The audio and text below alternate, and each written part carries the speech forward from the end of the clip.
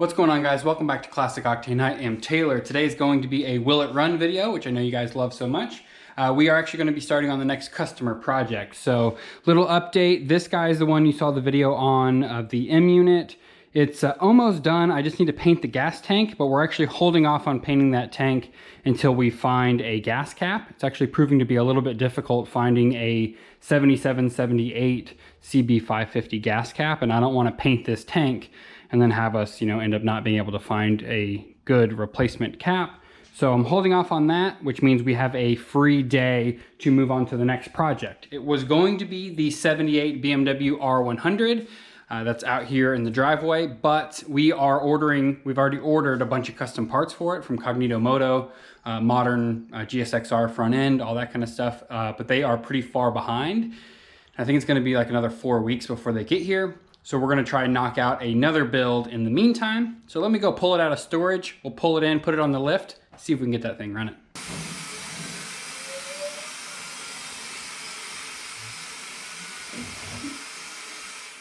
Here she is. This is a 1975 Honda CB750.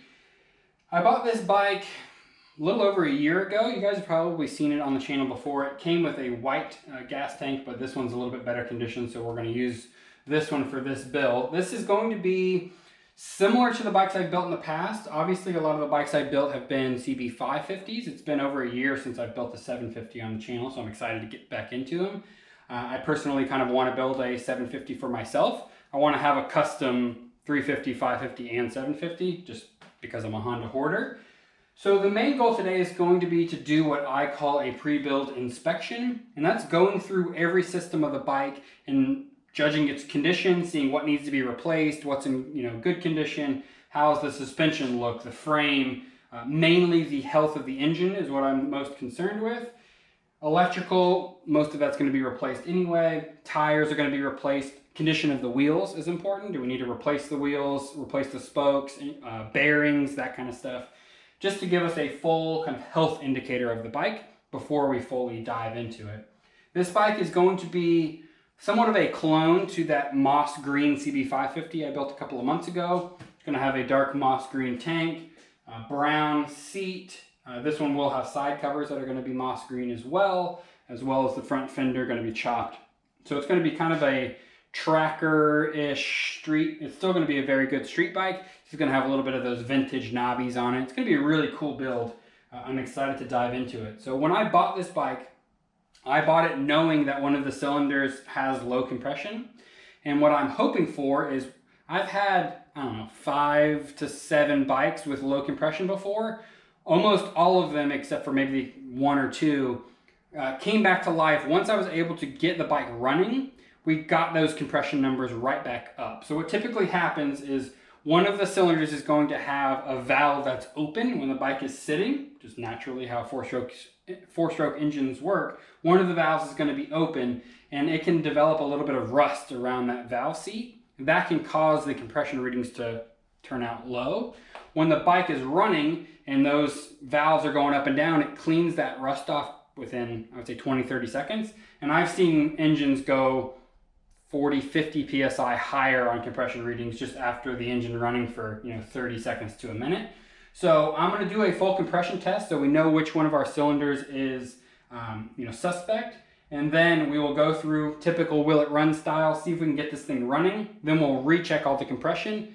Fingers crossed it comes back up. If not, I will start to look through my storage, and I have a couple of spare 750 engines. We'll find the best condition one and run with that. So that's going to be the main goal today. What do you say we try to get this pig running? The gas tank out of the way so we can work around it. Went ahead and pulled the spark plugs out. When I store bikes, I like to make sure to keep spark plugs in them as well as rags in the intake, especially if there's no carburetors on there. If there's carbs on there, really you can just close the choke. I just want to keep stuff from being able to crawl in there or debris or whatever falling in there somehow. It's just better to keep the inside as clean as possible. So I'm going to go ahead and just start off with a compression test right off the bat. And what I want to do, okay, there's no oil in here. I want to make sure that we can turn the bike over using the electric start. It's a real pain to try and get compression readings with just a kickstart because the engine really doesn't turn over that fast. So you got to kick it like 8 times to try and get a compression reading. So I'd rather be able to use that electric start. First and foremost, don't want to turn it over too much without oil in it. So let me throw some oil in there, and then we'll throw a jump box on this old battery, and we'll see if our electrical system seems to be up to the task. If not, we'll have to start there. All right, got the jump box all hooked up. We're gonna turn the key. Low oil pressure light, neutral light, perfect, exactly what we'd expect. Hit the start button. Nothing. Okay, stand by. Let me, I'm just gonna rig up something simple to get our starter solenoid going. Then we can turn it over with that. Okay, just threw a wire on here that we should be able to just ground. There we go. So something with our wiring from the start button to here is disconnected, but not a big deal. Let's go ahead and turn it over for a little while, see if our low oil pressure light turns off. Just turned off. See if it comes back on. Come on. Yep, there it is. Perfect. So we should be ready to hook up the compression tester and get our numbers. We're just going to go in numerical order. Start with cylinder number 1.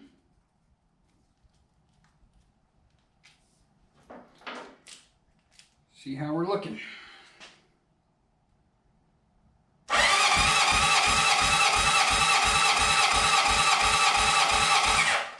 About 130. Perfect. Let me get a little notepad so I can write this down. Move on to number 2.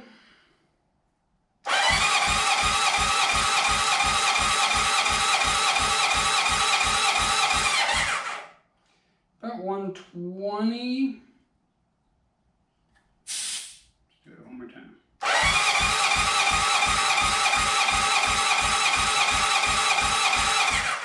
Yeah, I'm going to say 120. Slightly lower, but not a concerning amount. I'd say if they're within, I don't know, 10%, I think it's fine. I think some people say 5%, some people say 15%. Go for number 3.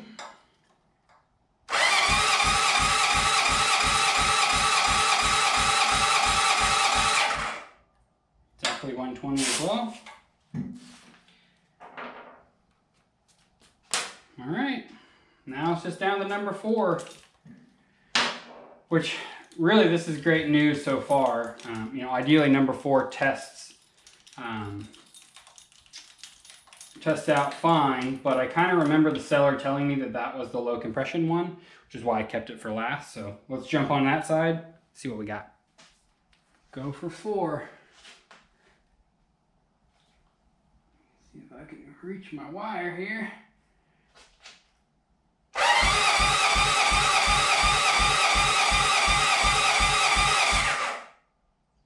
80. It's not 0. Let's try again.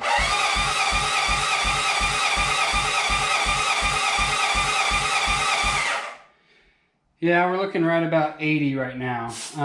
Okay, so again, I'm going to say that that's a good sign for 2 reasons. One, it does have some compression, meaning there's not a hole in a piston or, you know, a big broken ring, something like that, ringland broken off a piston, something like that. It's not catastrophic damage. 2, since it's an outside cylinder, that's one that's even more prone to have water get into it or some kind of moisture when the bike is sitting, which can cause that rust I was talking about around the valve seat. So I'm going to continue on that assumption that it's just a little bit of rust. And we're going to continue to try and get this bike to run. And I'm going to bring you guys along for the ride to see if those numbers come up. So we got right at 80 on the compression test. So let me write that down. So we're looking at 130, 120, 120, 80. So if we can get this up to around that 120, 130 mark, I'm going to give this guy a stamp of approval. Next thing I need to dive into is going to be, let's just start with the ignition system. So I'm just going to hardwire these coils to make sure that we are in fact getting power. I guess I could test that first. We'll test the coils right now to see if we get power when the kill switch is in the run position. If we are getting good power, we'll throw some spark plugs on here, turn the engine over, make sure we're getting spark, and we can move on to fuel after that. So to check power to these coils, I'm just looking for a wire that's black with a white stripe. All classic Hondas are the same. That is 12 volt power that goes through our kill switch and into both coils. So it's right on this side. I'm just gonna test it with a good old fashioned test light. So we got ground on one side, positive side of the battery, makes it turn on. We know our light's good. So we'll follow this black with a white stripe. Okay, so it's these two top posts right here. Kill switch is on, key still on. Try to stick it, oh, there we go, we got power. Test my theory, I should be able to hit this kill switch and this light should turn off. Boom. Cool, we'll test the right side coil. Good, does it turn off? Yes, on, cool. So we know we're getting good power to our coils. So let's throw some spark plugs in there.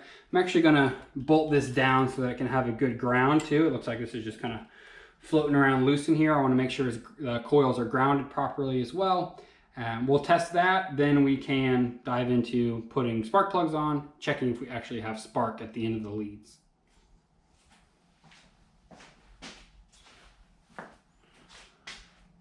So we're ready to test for spark now. Got a spark plug in a few different leads.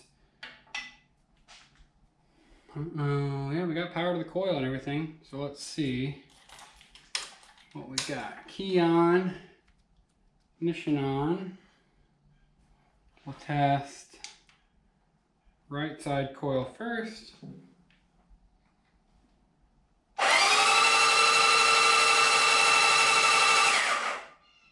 Nothing. See if one of these on from the left side coil does anything.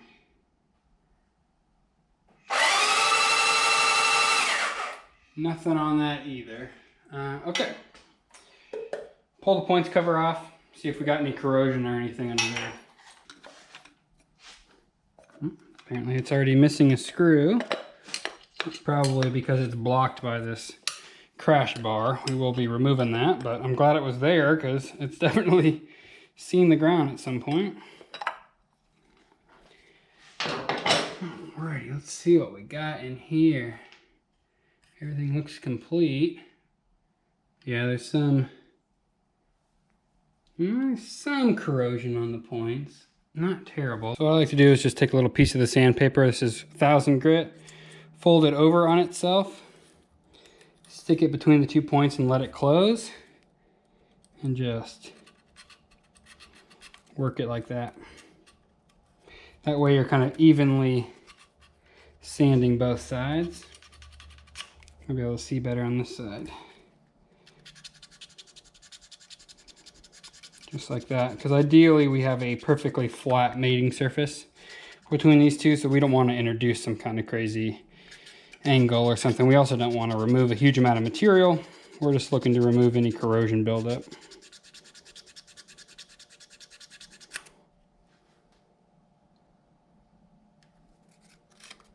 So I want to go ahead and test these points.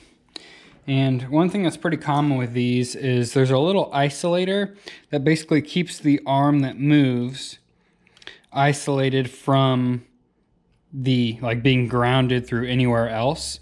Because what you want is for that to break the circuit every time that gap opens. So a good way to test that is you can take your multimeter, put it on continuity.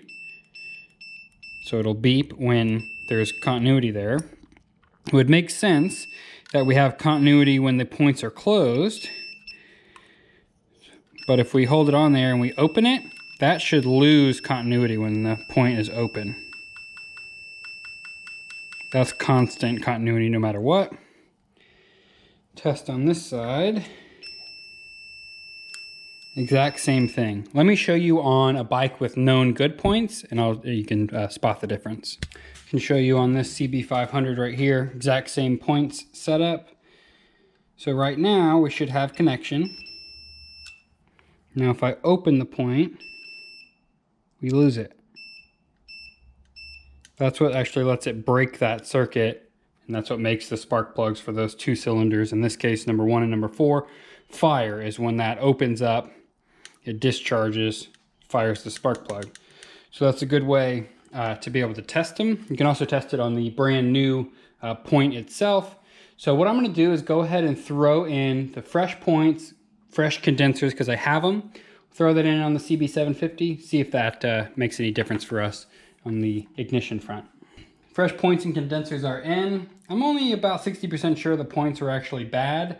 I think most of our problem was probably in the condensers, but I had the parts, so I figured why not throw them in anyway. Went ahead and set the point gaps as well, so we should be ready to test.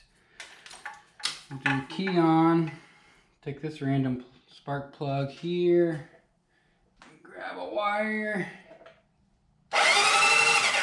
Oh yeah, we got spark on one. Let's try the next one. Spark there. Can we go 3 for 3? Nice, let me grab a 4th spark plug. And we'll test the last one.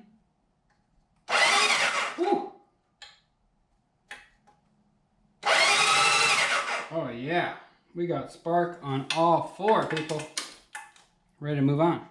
Now that I know I have spark in all 4 plugs, I'm going to go ahead and actually install them, plug the wires in. Then we can move on to, I'm going to just find a set of carbs, stick them on here, and I'm going to start with just spraying some carb cleaner straight down there. We'll hit the key, or the wire in this case, see if we get any pops and bangs. I believe we're ready. I put the carbs on. I don't have a return spring for these carbs. I gotta locate one of those. So I'll have to manually push the throttle linkage back down. Let's open it.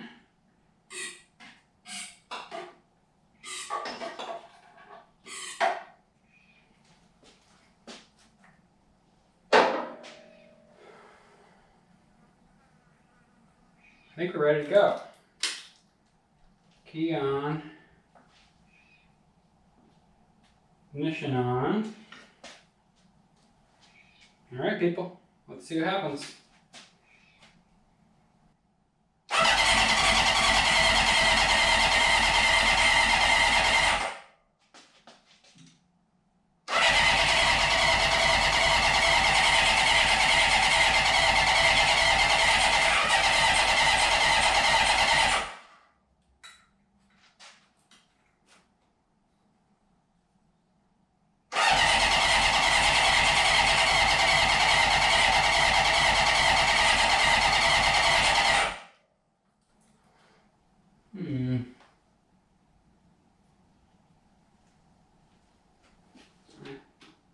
Oof, we're running a little low on charge.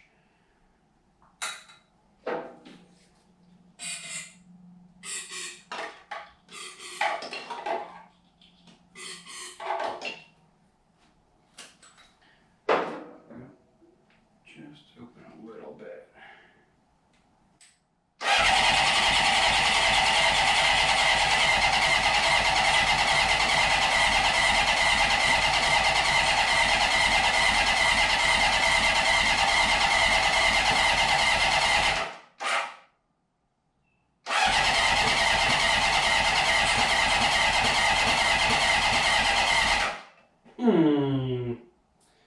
No such luck at the moment.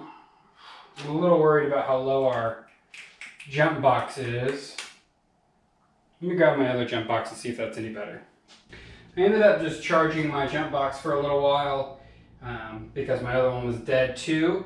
I'm about to try it again. One thing I noticed when I was about to spray some more brake clean in there is if you're going to try to use brake clean as, you know, starting fluid, don't get the non-flammable version. It's not going to work. That could be part of the reason we didn't get any pops and bangs the first time.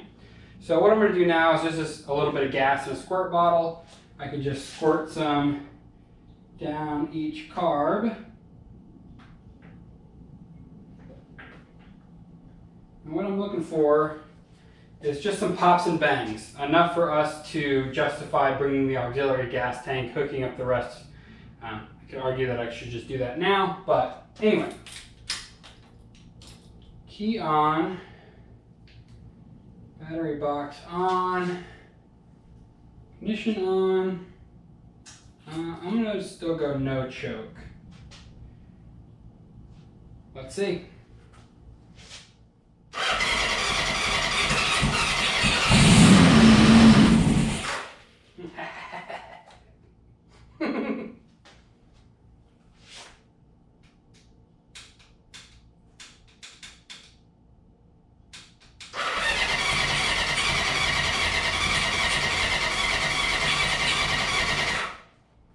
There's still enough pops and bangs. Let's get the auxiliary fuel tank and see if we can get this thing to run for a little bit longer.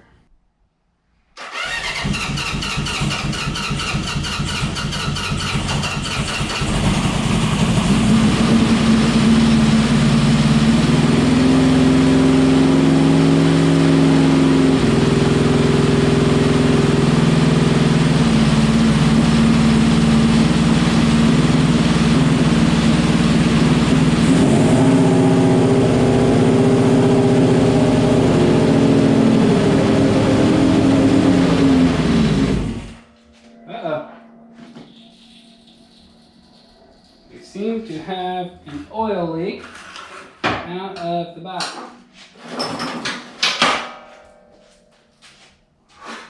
And we need to get the fan out.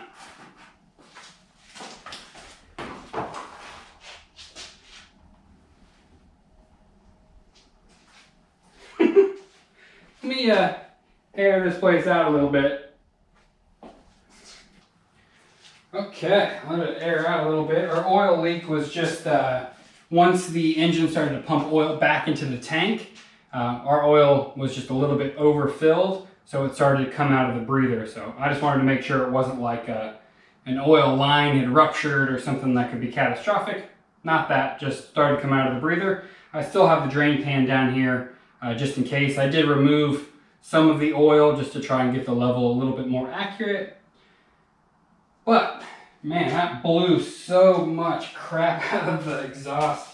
I mean, there's like junk on the floor all the way back to here. So yeah, I want to run it, and I want to run it a little bit longer. Again, just to try and heat cycle everything, you know, get the engine kind of moving, some oil circulating. Then we can recheck that compression. So let's fire it up a second time. Fuel's on, keys on. I'm gonna see if it'll start back up with no choke.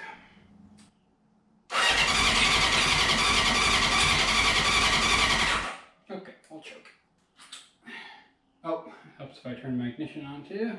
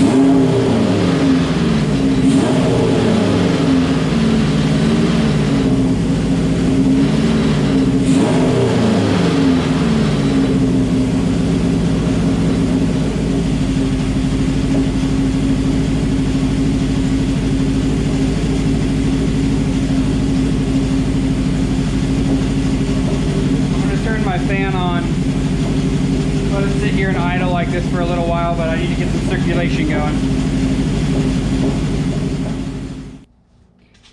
Let it run for another, I don't know, minute or two. Judging by my thermometer, it wasn't really running on number 4, at least not very consistent, which is not necessarily a good sign. But let's see what our compression says. We were right at 80 before. Yeah, see that spark plug's pretty wet, which is not necessarily a good sign. That means it was getting fuel, but not burning at all. I'd give us a 40% chance that this worked. That might even be generous. Okay, here. Key on, let's make sure our ignition's off so that this thing doesn't try and start while we're doing this. Should be ready to go. Everybody cross your fingers.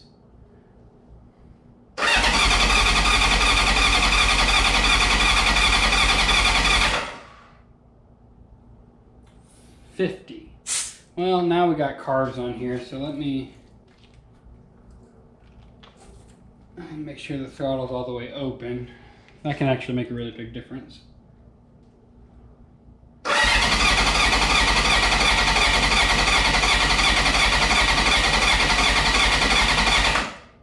Wah, wah. 75.